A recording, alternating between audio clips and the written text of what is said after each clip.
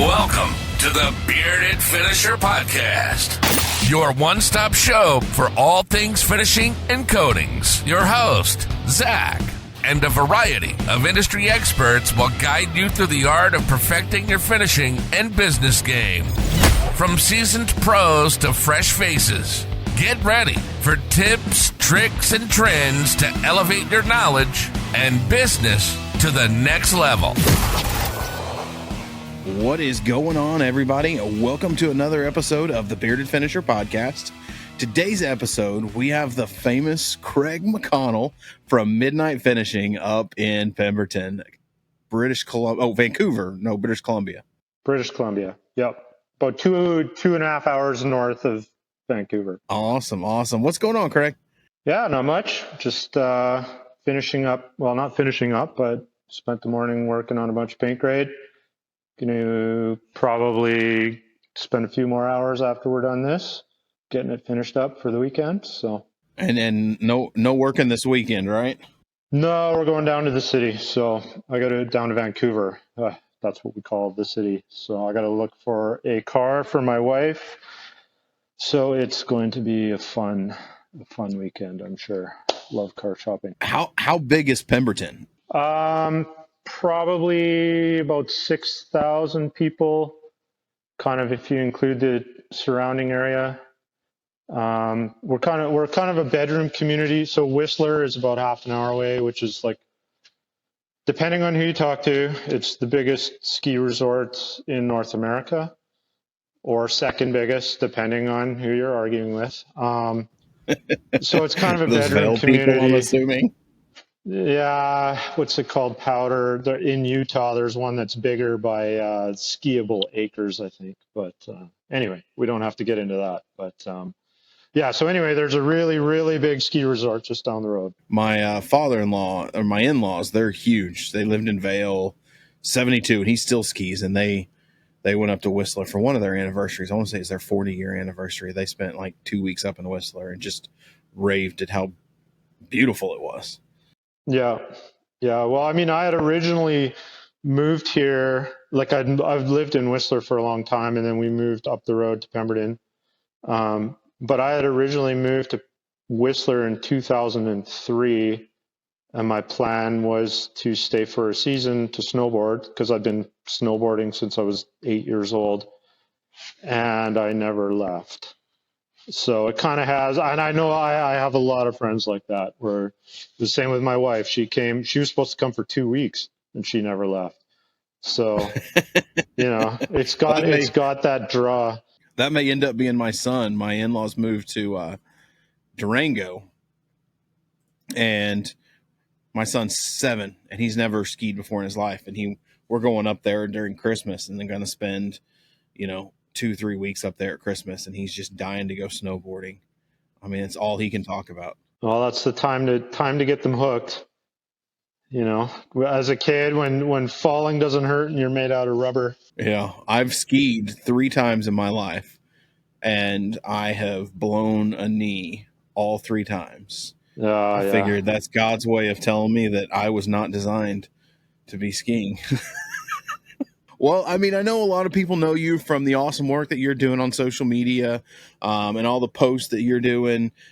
Give us the backstory, how Midnight Finishing got started, how you got started in the finishing world, and just kind of let us know how it goes. It's kind of a long roundabout story, as I'm sure a lot of them are, but it started with that move in 2003 to Whistler. I came here after university. I went to university and got a business and entrepreneurship degree. And then I was like, I'm going to take a year off. I'm going to snowboard for a season. I'm going to just work a crappy job and try and get as many days on the hill as I can, which I did.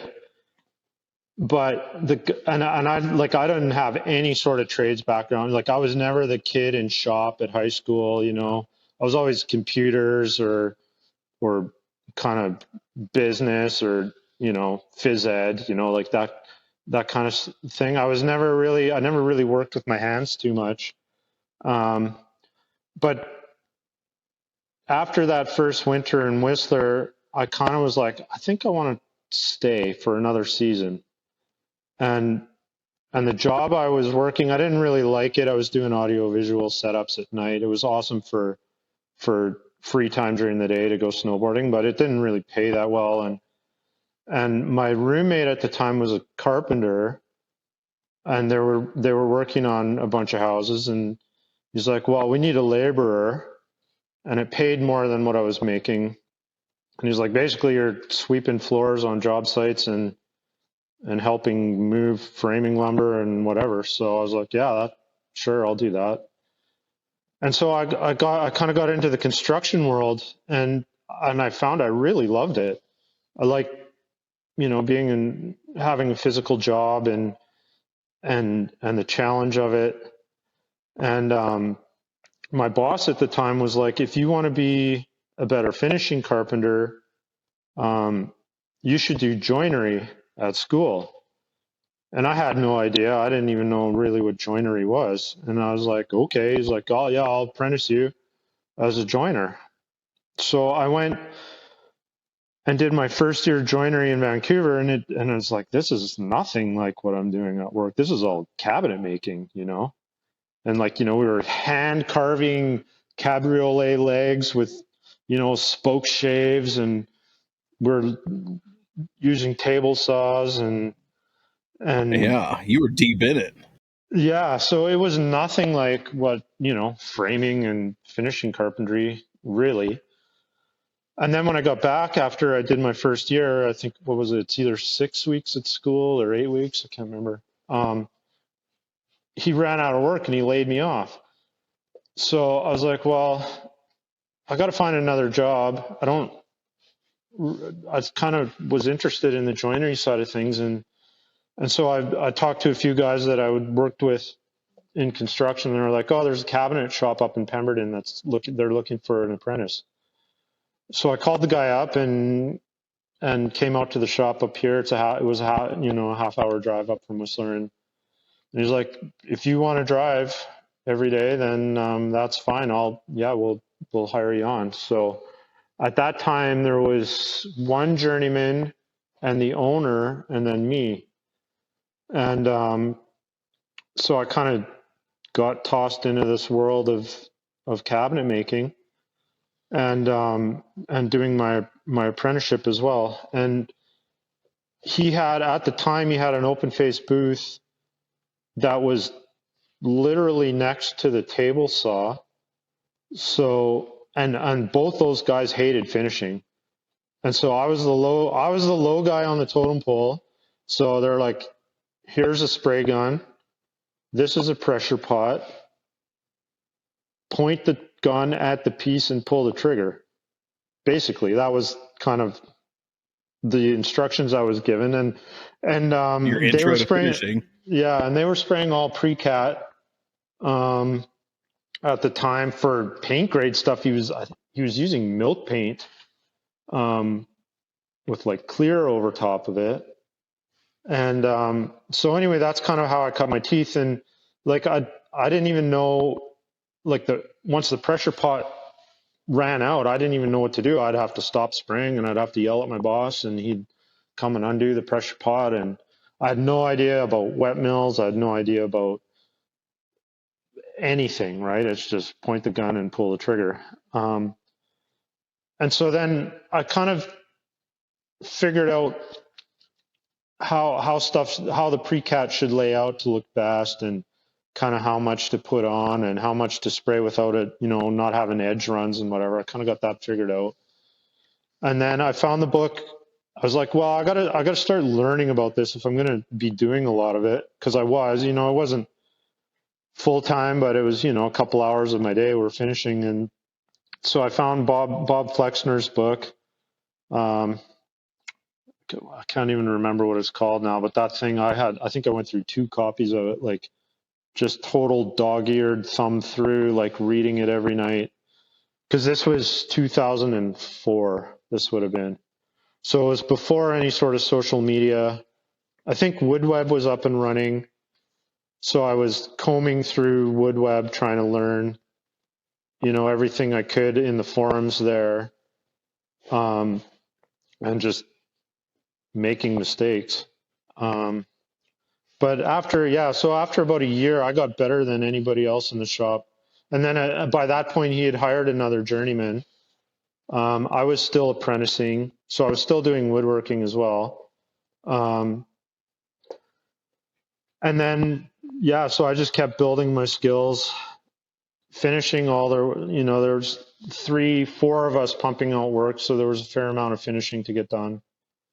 And then all of this stuff, like Whistler there's a lot of international people that come here, and there's a lot of high-end millwork, a lot of really expensive houses.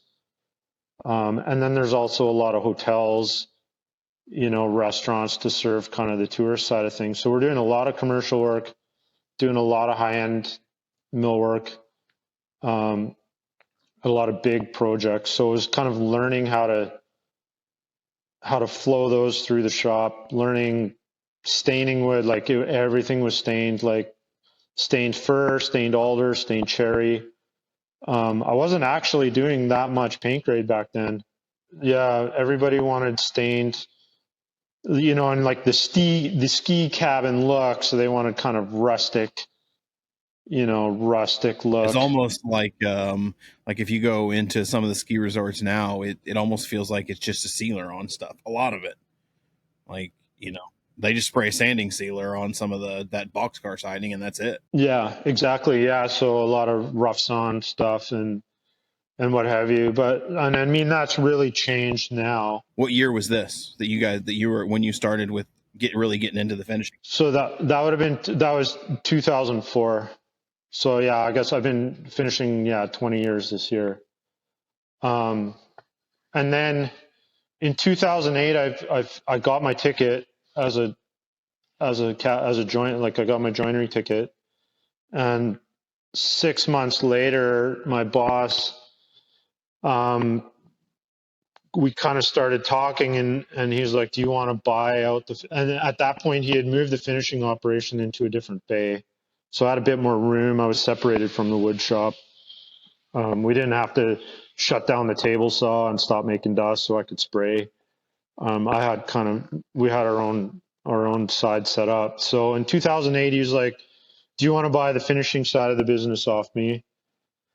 And I was like, "Sure, let's do it." So we had worked out a deal where I would work for him from like 8 till 4 or whatever it was, 8 till 4:30. And then I kind of worked off my debt to him.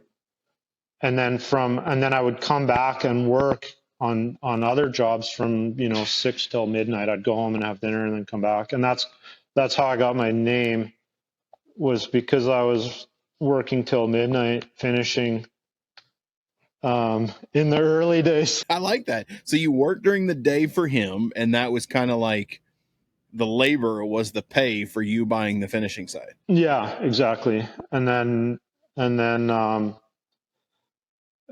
night I would work for other. I kind of knew a few other people in the construction game, and kind of let people know that I was taking on side work, and so it was nice to have like that guaranteed work from the wood shop next door, and that was kind of kept me afloat, and then kind of start to build my business. And I wasn't really starting from zero. So I guess the big question is, are they still next door? Well, he was up until last year. So, and we got kicked out of that shop. That was about 2-3 blocks away from here. And at the time when Canada legalized marijuana, Pemberton was one of the last jurisdictions to kind of put in guidelines about how it was going to be grown. And so there was a few companies that moved their operations here to get grandfathered in before the law really got solidified. So we were in a building, I don't know how many bays were in there. There's probably 20 20, 30 bays, and the owner of the building kicked everybody out, and they turned it into a grow up. So the guy that owned the cabinet business, he bought a lot and put up a building. That would have been about 6 years ago. And so that's where I am now. That's my shop now. That's kind of, that I post from every day. And so I've got about 1,600 square feet in here that's specifically built for me. Cause I had a say from day one. I've always liked your shop because it's like for like a 1-man, 2-man operation, it's very just got the perfect flow. It's not too much space that you got stuff everywhere and you're having to walk all over the place. So, I mean, like the layout that you did was awesome. Yeah, there was a lot of thought put into it before I even moved. Like it was a 6-month process basically from moving out of the old shop into the new shop. I mean, I think I took 2 days off to move where I wasn't spraying. But it was a long process to get here. And I've had people work for me over the years, and I set this shop up. I thought it could be comfortable with 3 people, but it works best with 2 people. And I mean, I'm pretty efficient in here. I can pump a lot of stuff through. I mean, the glory in that is you don't have to, if you want to take a vacation or, the stress of making payrolls, not that you don't have to worry about it by having it as lean as you do, as much as you can pump out just by yourself. That makes it nice. Yeah. And I mean, my last helper left about 3 years ago. He was awesome. When I hired him, he told me I can give you a year. He went to school to become a physiotherapist. I'm like, I'll use you for a year. That's awesome. You're exactly what I need. He was great. And then when he left, I looked around for probably about 8 months, but it's so cutthroat up here for employees because the cost of living is so expensive because it's a really, everybody wants to live here. There's limited amount of space. So like if you're an unskilled labor right now, you could probably get a job, how I started sweeping floors on a job site for $28 an hour in Whistler. Holy cow. I'd have to pay at least that much for unskilled labor. And, it's just, I would rather just work on my own. And there's other ways that I can be efficient. Cause I have people message me every week, like, why are you working alone? Why don't you have a helper? And it's like, well, I have had other helpers in here that they just end up costing me money, right? Like they're not. Yeah. If they don't know what they're doing, then you got to put time in on them. And I don't mind that with finding the right person, but it's also like, yeah, you want to work in a smelly, dusty, loud environment. I mean, there is, you can build a career in here. You can make good money doing this, but I think if you want that side, you got to be self-employed. I think it's harder to do it as an employee. I could see that. I mean, especially up where you guys are at. So tell us just a little bit about how work's going now, how business is going now, products that you're using. I've seen you post some other stuff out there. I'm kind of curious on how the new automatic tape machine's going. Oh, yes. That's part of the thing where I'm working, working on my own. I'm always trying to find ways to get more efficient because, growing a business doesn't always mean adding employees or doing more work. It's doing the work you do more efficiently. So yeah, little things like that, right? Like who would have thought like big boy blocks would have been the best, like they're pieces of plastic, I don't know, glued together or whatever.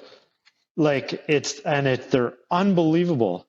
It's a game changer in sanding. Yeah, I remember getting those out. I mean, you match those up with the Cubitron, and dude, you're done. Like, you're golden. Like, those things are amazing. But I mean, yeah, it's little things like that. I tell people all the time when we're talking, and they're like, "Yeah, I need to, I got to figure out how to grow. Got to figure out how to grow." And I'm like, it's not about growing. First thing you got to do is find out what the goal is. What do you want? Is it just to make more money? Well, let's raise your prices. Let's become more efficient. You can raise your prices and become more efficient and make more money just by doing that. You don't always have to get more cabinet jobs in there. Go for the more expensive. Go for the high gloss cabinets. Go for the Vero metal, all the high end stuff. But yeah, I mean, it's defining what the end result is. What do you want to do? Yeah, exactly. What will the business allow? So now like I said, I'd started as a pre-cat, because I didn't know any better, and then I moved to acid cat stuff, and I sprayed that for a long time, and then I can't remember how long ago now. Maybe it was 5 years ago. I switched to Molessi, and I used Molessi for a long time, using it as like solvent 2Ks and acrylic 2Ks. I dipped my toe into water-based. I'm set up. I could spray water-based, but I'm such an old dog. It's I like, mean, water-based is great. I used it on site. It's on the manufacturing side of water-based. There's nothing wrong with it. But when you're in a shop setup, like, water-based 2K is amazing, but it's still not as good durability or sprayability or usability as a solvent 2K. I mean, I love solvent 2Ks. I mean, that if you're in a shop atmosphere and you can control it with a booth and fresh air respirators, there's no reason not to use solvent 2K. It's just a killer. That's why I do it. And I've got Sunspot, and I've got, I guess, what are in the Green Fast Cure / Sunspot, same thing. And that works really well with solvent 2K as well. So, so that's kind of what I spray. And in certain aspects, like especially the natural effect clears, sometimes the water-based gets me a better look for what the client's after. Yeah, those water-based naturals definitely give you more of a duller sheen look than the solvent. So that's, I'll spray that as a water-based. But as far as pigmented water-based jobs, I've sprayed a couple. They were fine. But it's like you said, I find like I get more control with a solvent coating. And I know other guys will argue with me about that. I talk to Dennis quite a bit. I talk to the water-based guys, and we all talk. But when I was hot and heavy and I had my finishing company in Oklahoma, I was a big Circa solvent user. I loved Circa solvent. Tinted it myself, and a great product. It was what I could get. Gemini was an hour away, so I could go there and pick it up. So, I mean, it just worked great. And I remember going to the first AWFS I went to with Gemini, and I think it was Dennis came over and Eric came over, and I was hanging out at the Gemini booth with Joey, and like the four of us were talking, and they just, same thing. It's probably the exact same conversation. They're like, dude, you got to get over to water-based. It's so much better. It's so much better. And it's changed. And I'm like, I mean, it's good. But I just don't know if you're going to talk me out of Solvent 2K. I mean, it's still, to this day, the best finish on the market, in my opinion. I mean, there are certain areas where you need to have that water-based, right? Like, I mean, I don't do any on-site. I don't do any refinish. Well, I do. I shouldn't say I don't do any, but I do 1% of my work, probably less, is refinishing. So I don't need the benefits that the water-based brings me. I'm set up, I got fresh air respiration. I got proper ventilation and everything. I'm not spraying in a garage, and, so I can spray solvent. So I do. So, are you still using Malaysia, or has Jacob got you converted yet? Well, so it's kind of funny how that all worked out. We were having issues in Canada with Malaysia distribution, and it was kind of headache after headache. It was during COVID, and then I talked to another distributor about CVAM, and he sent me the pricing, and it was really competitive. And I know Jacob pretty well, and so I was like, you know what? I think I gotta make the switch. I'd sprayed a bunch of samples, and when you get into that segment of the market, like they're kind of all the same. Like I've sprayed a lot of Renner, I've sprayed a lot of Malaysia, I've sprayed a lot of CVAM, ICA, Circa, all of that stuff. And so it was going to be easy for me to get CVAM. So I texted Jacob, and I'm like, I don't know how to tell you this, but I think I got to drop Malaysia, and I think I'm going to switch over to CVAM. And he messaged me back about 10 minutes later. He's like, well, I haven't really told anybody yet, but I'm leaving Malaysia and I'm taking over North America for CVAM. So I'm like, well, that's pretty good timing, because I had no idea and he had no idea. And so it kind of all happened at the same time. So, I've been spraying that for the last couple of years, and I've been super happy with it. And I get people that message me and say, oh, what should I spray? What should I spray? Should I be spraying CVAM or whatever? And I'm like, spray whatever you can get support for. Spray whatever's close. Like, there's no point in you trying to spray something that you got to get shipped 500 miles when you got a distributor 5 blocks away for something else that's just as good, right? Like, spray what works for your business. Spray what works for your business and stick with it. Like, just know that product in and out. Be able to solve every issue with that product. Consistency. I mean, you can't get consistent if you're always switching. Exactly. Yeah, I know. I've heard you talk about that before too, right? And it's like, I'm the same way. It took a lot for me to change, and it'll take a lot for me to change again, because it's just, you need the repeatability. You need like you said, the products inside and out. You know how they react. You know how they lay out. So it makes a difference when you do that. Yeah, especially when you get into that world. And you're probably, I mean, you're not tinting, are you? Are you having Richelieu tint all your colors, or are you doing No, the Richelieu's tinting for me, and they do a good job. And I got a locker of 70 half gallons of whites. So that's the only thing. But I mean, I charge accordingly for that. But the next kind of thing that I'd look into would be tinting. I think every year I try and upgrade a section of my shop, and that's definitely in the crosshairs. I recommend it to everyone if you can do it and you have the eye, even not the eye, and you get the spectro. Like, I mean, having that ability to make up a quart or a pint to respray a door, and the amount of paint you have left over. Because I mean, you were doing that for a long time, right? I remember when you set that up. I was doing that for Circa. Yeah, because you don't need to have like the crazy hero tinting machine. You can do everything on a scale, right? Like, no, I did everything by weight. Yeah, I did everything by weight. I had manual mixers, and I didn't even have the machine, like the auto machine that stirs them.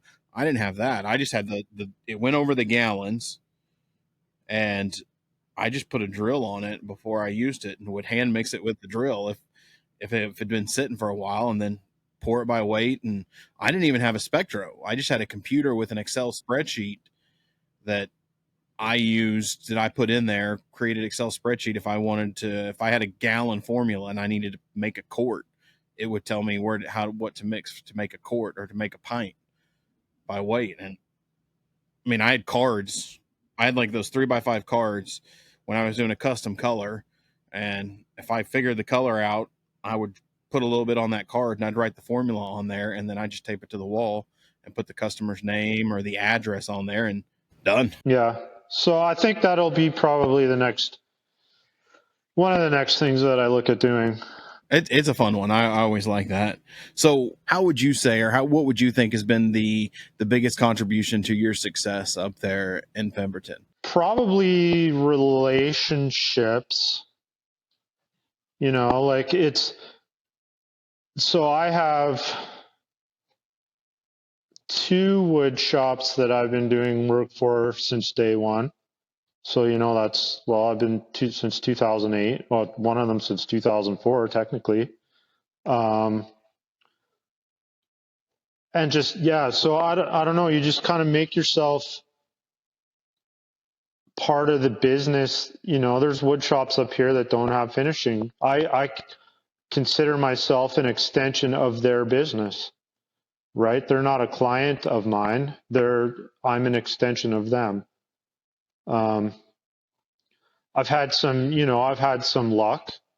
I've had a few opportunities come along, and you kind of got to step through those doors.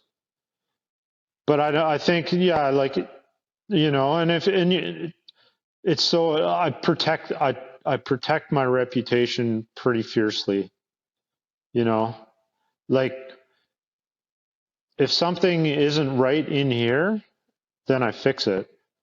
If something, like, don't send stuff out the door that you're not proud to send out. If you wouldn't send it out with a big giant sign that said, "I did this," then it probably shouldn't go out. Yeah.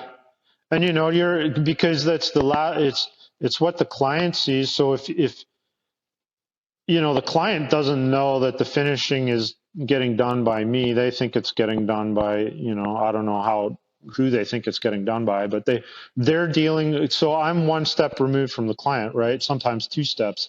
I've got the contractor between me and the client. I've got the wood shop between me and the client. So if you're making a contractor look bad, or you're making a wood shop look bad, they're not coming back to you. And this valley is pretty small. There's another finishing shop in Whistler, and then basically you got to go to Vancouver. So we're a pretty small community, and the word travels, right? It travels. I mean, it's like in any business. The bad travels so much flipping faster than the good.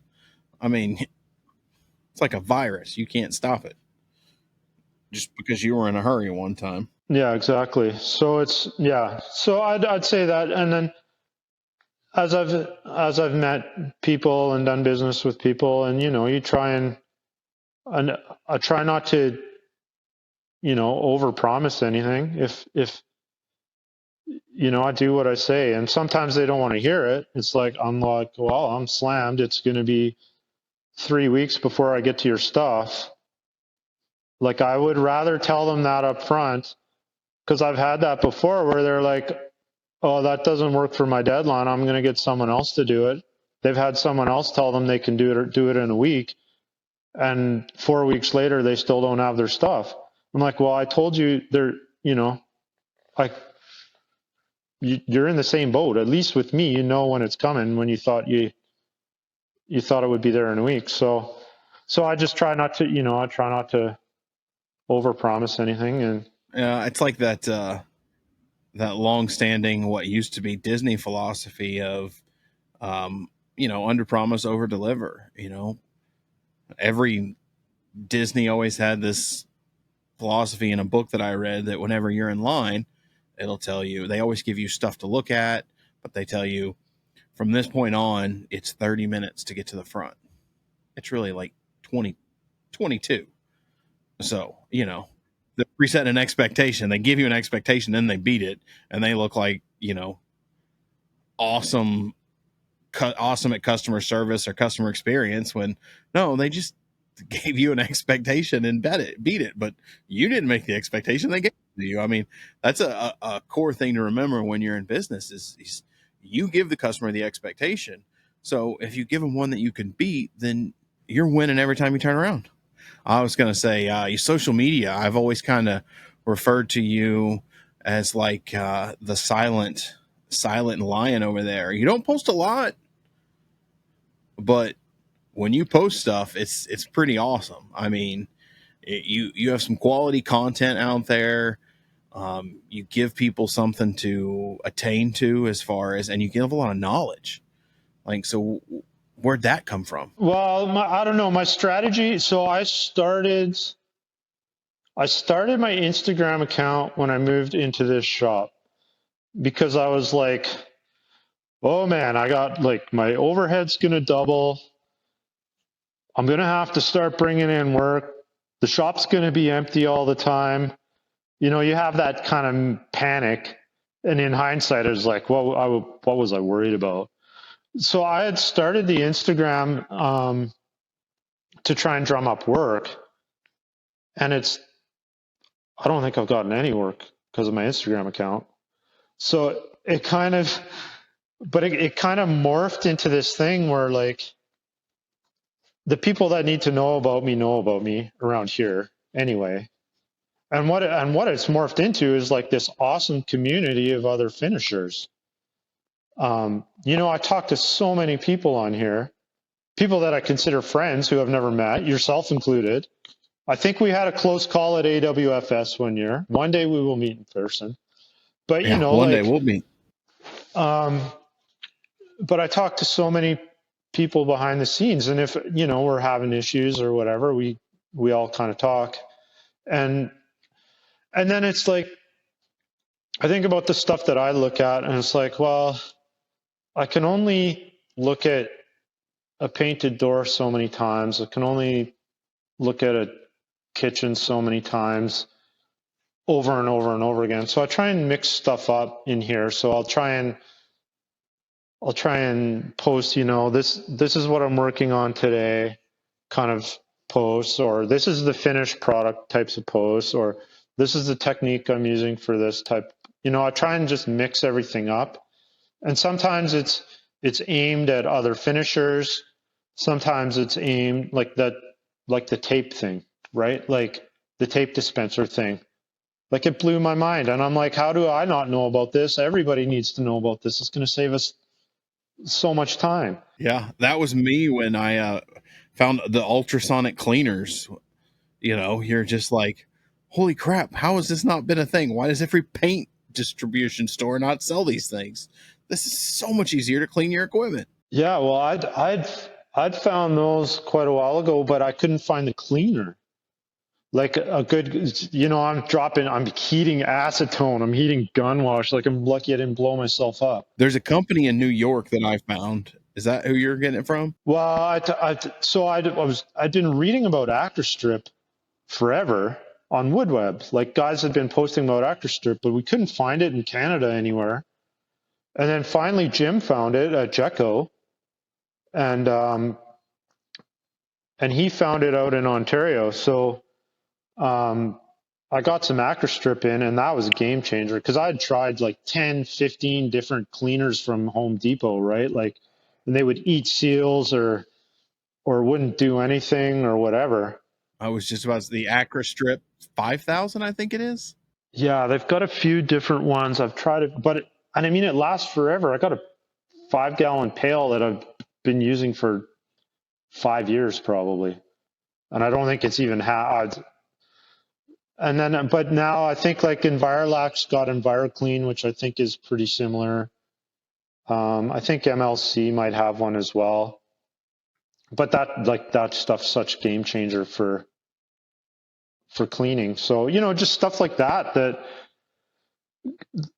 can help a lot of people. And it's like, I'm not in competition with anybody here. Like people call me and ask me what I'm doing. Cause I used to run into that a lot in the early days where people would, you know, I'd try and reach out to finishers and they would, I'm not telling you that. That's trade secret.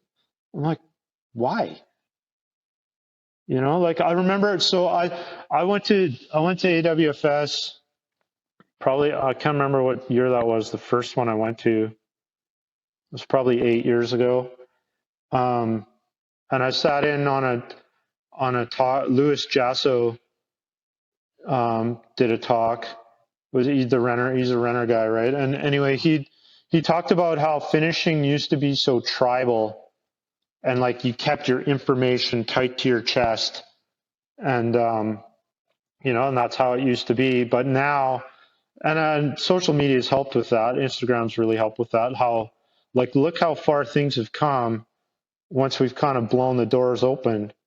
And especially in water-based, like you look at how Eric started with Test Don't Guess and his early YouTube stuff. And as a woodworker, I mean, he was a finish carpenter. But like just the way, because I sprayed water-based years ago and it was terrible, and nobody had changed. Like there was why would they change it? Nobody was asking for it to be changed. And it was the same with like all the Italian stuff with 2K poly in North America. Why would they bring it in? Because nobody's asking for it. We'll just spray formaldehyde off-gassing conversion varnish, right? So once that information starts to get out and we stop this kind of holding everything tight to our chest and we realize there's other guys doing the same thing that we're doing, then that's kind of where the changes have started to really take off. Because to me, nothing really changed in finishing for the first, almost maybe 14 years of my career. The last 6 years, things have just exploded. Yeah, my father-in-law, he was in finishing in the 70s in Vail, and it was still up until when he got out. And I bought him out when I took over Davis Painting, and it was still pre-cat, post-cat CV, acid cat CV. And he was like, that's just been that way for 40 years, 50 years. But in the last year, right. I mean, I would say 5-6 years, it's went gangbusters, and it's going to get crazier with more European companies coming over. I think there's like 3 new ones out there now. Yeah, like I can't even keep track anymore. No, did you catch the episode? I did that episode with Jacob, and he said, there's probably 4 or 5 more coming in the next year. Yeah, that nobody's heard of, but they're coming, and they're big, and they're massive in Europe, right? Like, and then I think there's another company I was reading about in India. I think they're like the biggest company in India that nobody's heard of, but they'll eventually make their way over here. Yeah, there's just so much here, so much money in North America. I mean, it's such a vast nothing when it comes to compared to some of the European countries. It just blows my mind. Yeah. So anyway, I don't know. I that's part of one of my favorite things too about this industry is learning and continually trying to improve, and that's something that I think about a lot too. Like you had said, well, we've been doing it this way for 40 years, and this is just how we do it. I try not to get stuck in that mindset. Sometimes you're so busy that it's just like, okay, this is proven method, proven SOP. This is how I do it. But I know at Christmas time in here, I really took time and sat down and like analyzed how all the work flowed through my booth, analyzed how I was sanding, and I made a bunch of changes. Like, so I kind of go through these stages every couple of years where I get really into lean, like lean manufacturing, Paul Akers, 2-second lean, all that stuff. One of my favorite podcasts is Lean Made Simple. It's awesome. It's these 2 Irish guys, and I listen to all of it. It's really I'm gonna have to go check that out. Lean Made Simple. So I'll go through these phases where I really examine how I'm working, and it's like, well, where can I even shave 2 seconds off a process? Where can I become more efficient? How can I change this? And so I just, yeah. So, and then that goes with coatings as well. I mean, like we'd said, it takes a lot for me to switch, but that was part of the biggest thing switching to 2K to poly was the fact that I don't have to sand between prime. Like you can if you can spray something wet on wet, you're saving sanding time. Spray wet on wet in that pot life, and man, you're golden. I the one thing that I was always getting me and reorganizing and moving this and the workflow through the shop. You don't want people to move. You stay here and you sand, you put it on this rack, primer booth. But the one thing that I always wanted to do, and I still think it would be if I ever got back into the shop world, is try to find an inexpensive recip line for priming.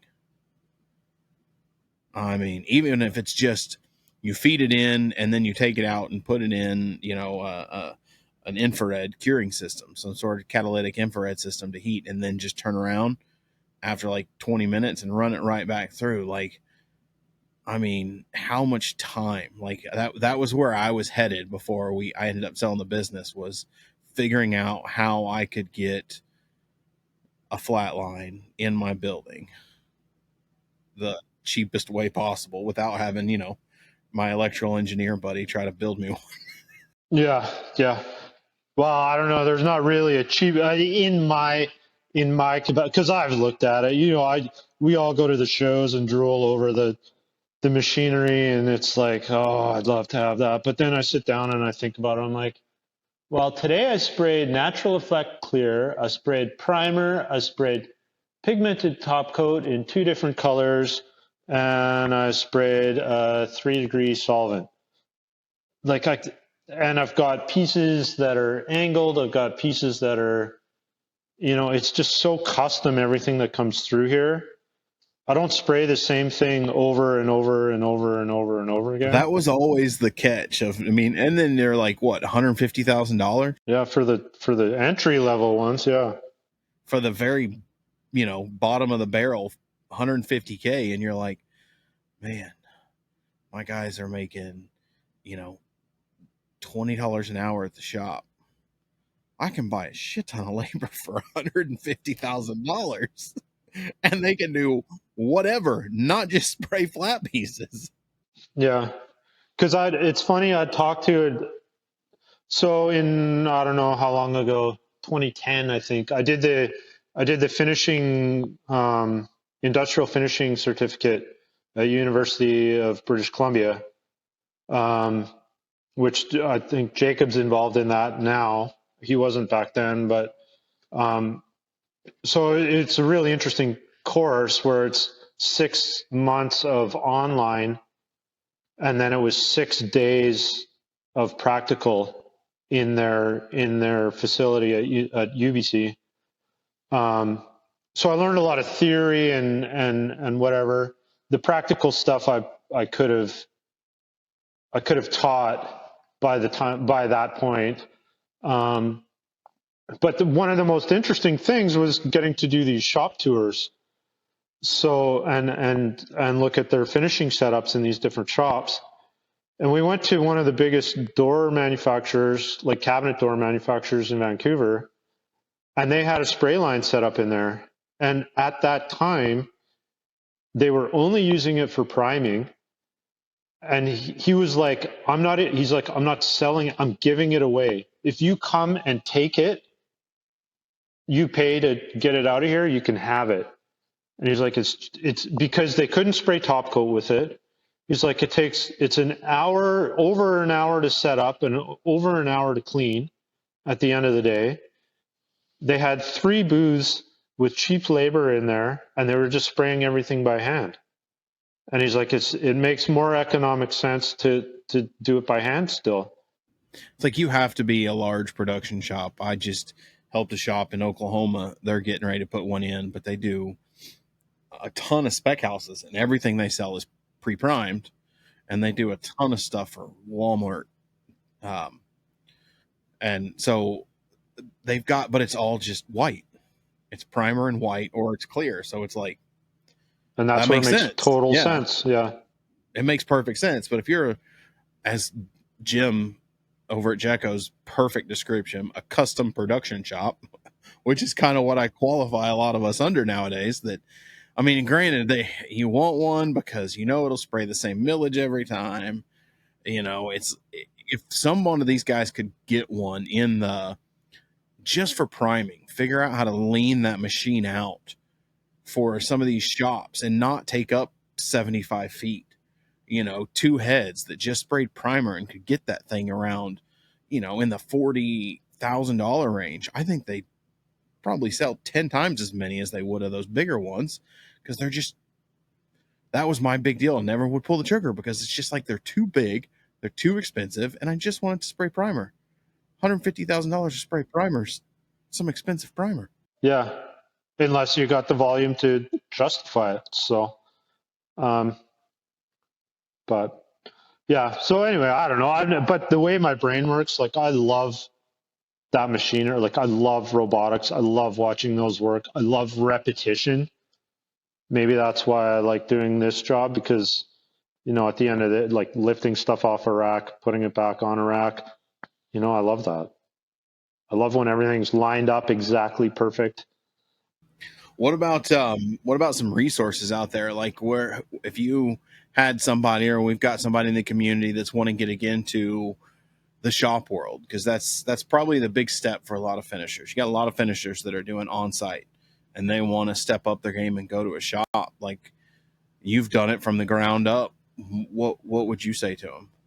It really depends on your jurisdiction.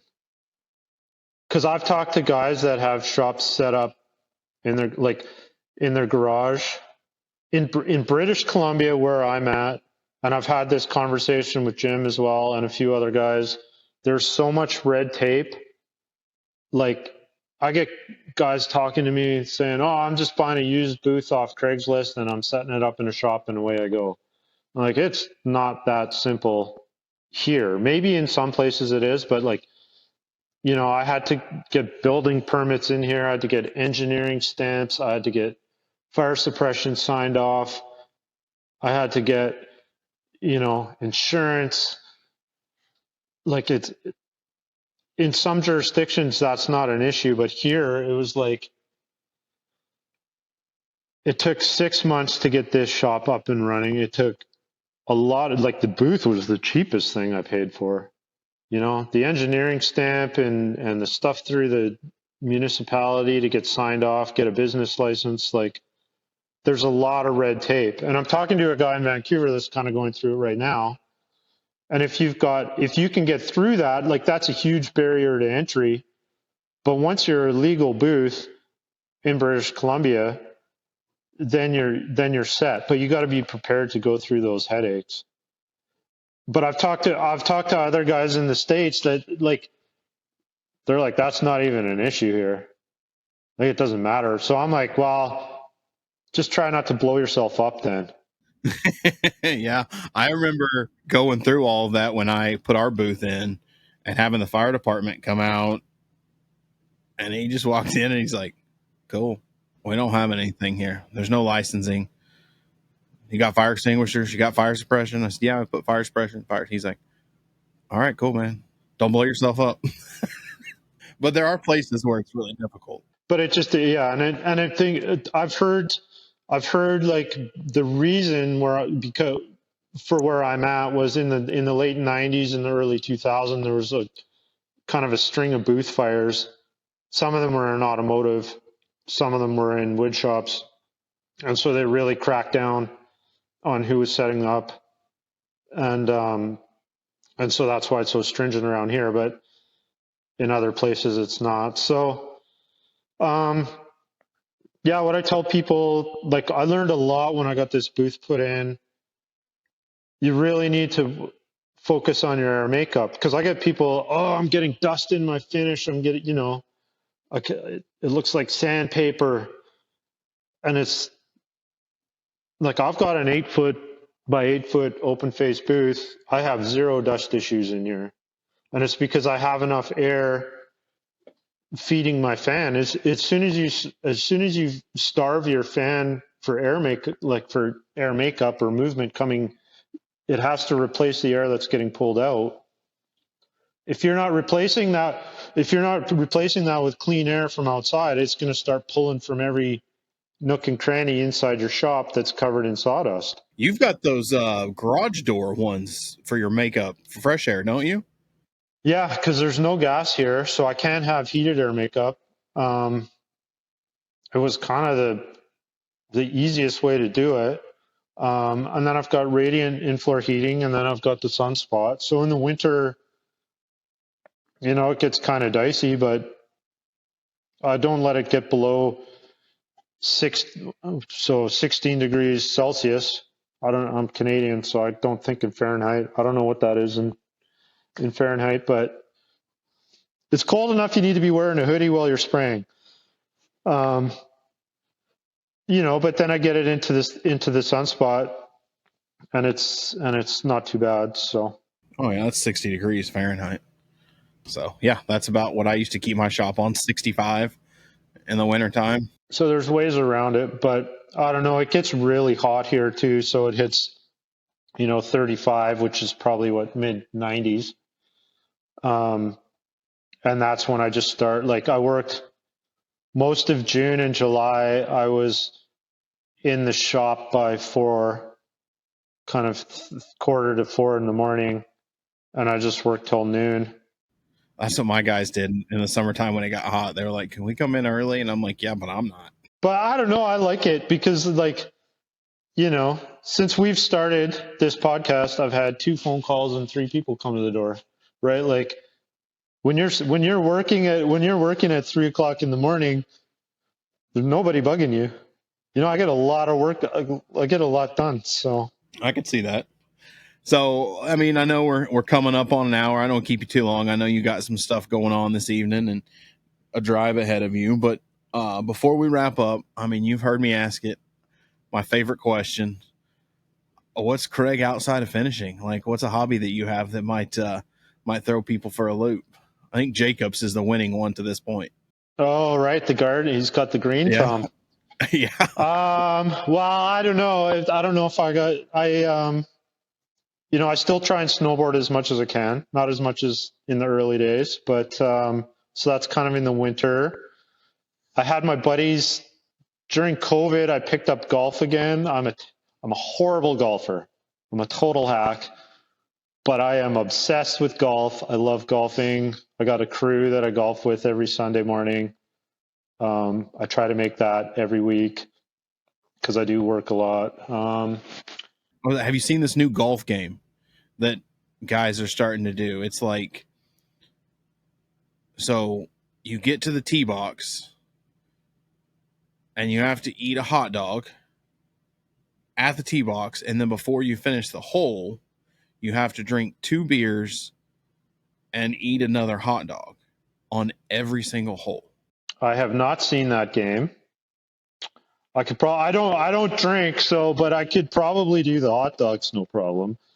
Well, no, that's 36 hot dogs. I don't know. That sounds miserable. Yeah, it kind of does. I don't know.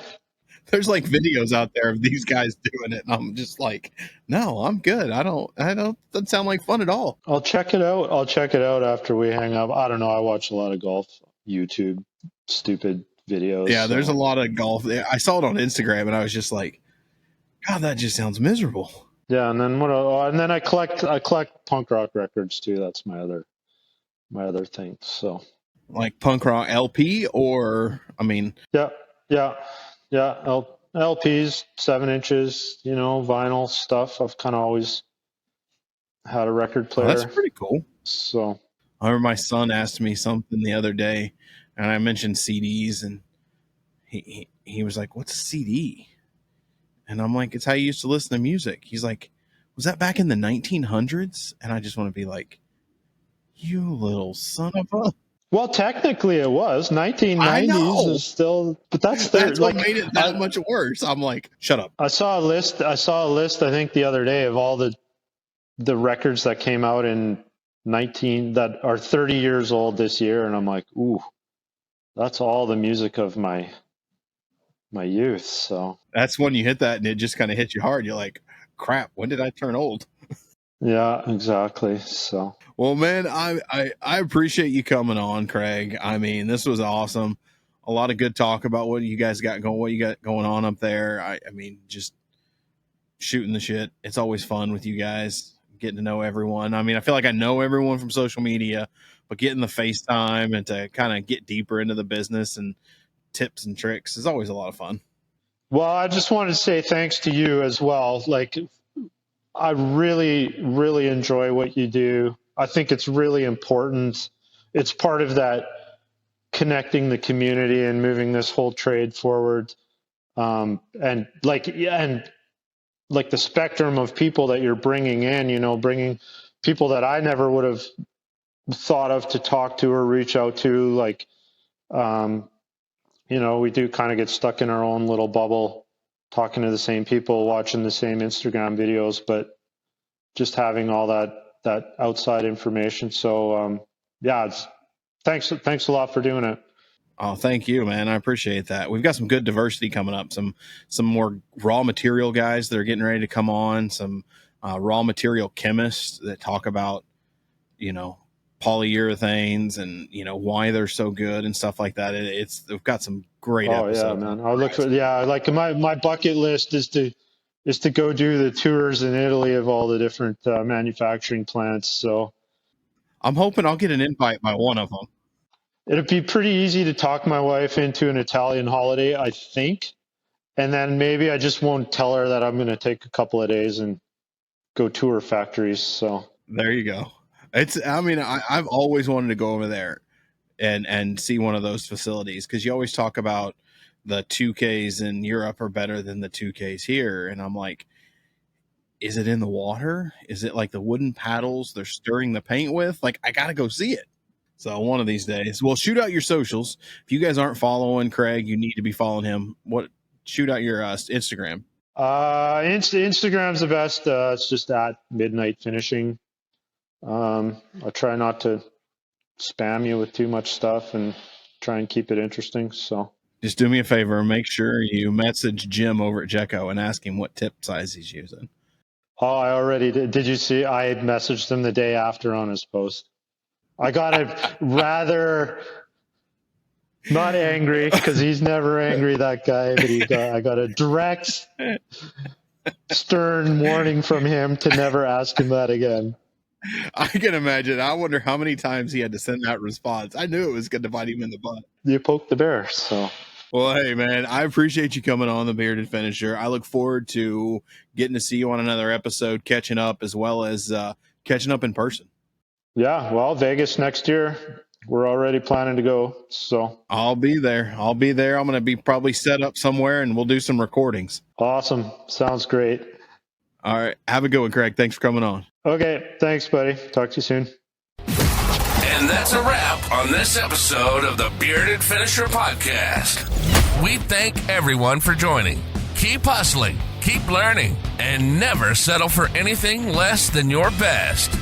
Remember, the path to perfection is a journey, not a destination. Until next time.